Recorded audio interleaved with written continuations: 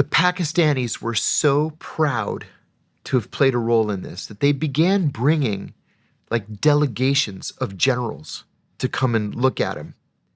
So here he is, naked, tied down, and he goes, "I am not a zoo animal." And I said, "Abu Zubaydah, listen, you're a big trophy for them. You're the most important person we've ever caught. They're going to do this.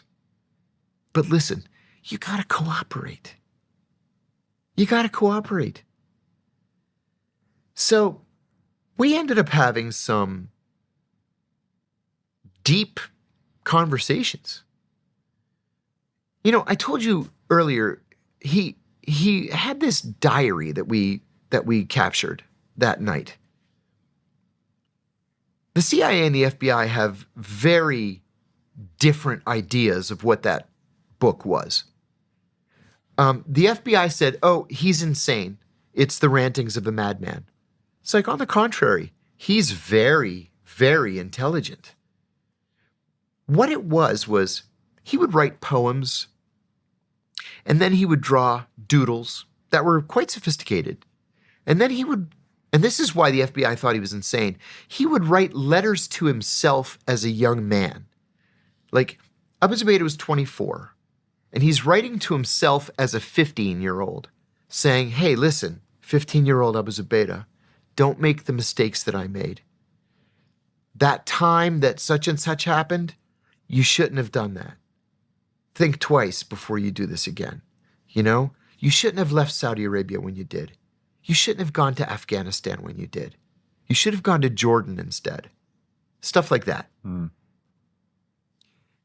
Like I say, it was all very sophisticated. He asked me if I was Christian. I said yes. And he wanted to debate Christianity versus Islam. We didn't really debate it so much as just talked about it. He cried a lot. He would never know the touch of a woman, he said. He would never know the joy of fatherhood. I said, "You're not the victim here." I said, "There were 50,000 people in those towers. What did you think was going to happen?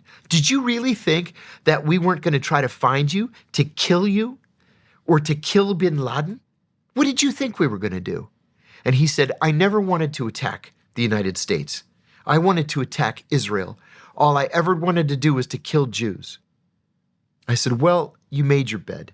This is the way it's going to be. And that's why you have to cooperate." And I would say it at every opportunity. Finally, I got a call from one of my colleagues, and he said, "Hey, headquarters is sending in a plane tonight, and we're going to put him on the plane, and he's going to go." I said, "Where's he going?" He goes, "I don't have any idea." So I said, "Abu Zubaydah, you're going to be taken out of here, and they're going to send you to someplace else." He said, "Where?" I said, "I have no idea."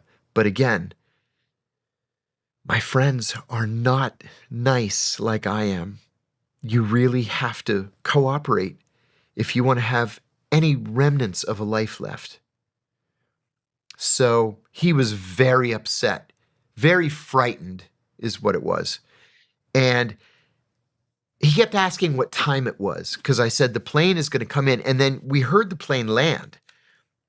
It landed, I'm going to say it probably landed around midnight. And 3 FBI agents came in, and we maneuvered him onto a gurney. And I said, "We're going to carry you out, and we're going to put you on the plane." And he asked if I would hold his hand. So with one hand, I'm holding his hand. With the other hand, I'm holding the gurney like a coffin, like pallbearers at a coffin, at a funeral rather. And we carried him out to the plane. And this is a small private jet that the CIA has. So we had to stand him up, physically stand him up, to maneuver him like a piece of furniture onto the plane, take him to the back, and then we laid him out on the luggage rack at the back, and then tied the gurney down to the luggage rack.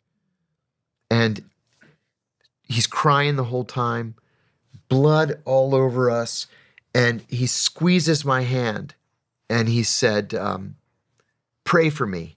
And I said, "You have to cooperate." And that was the last thing I said to him. So as I was getting off the plane, the staff on the plane, it's something, well, no, I won't say what it's called. It's got a classified name.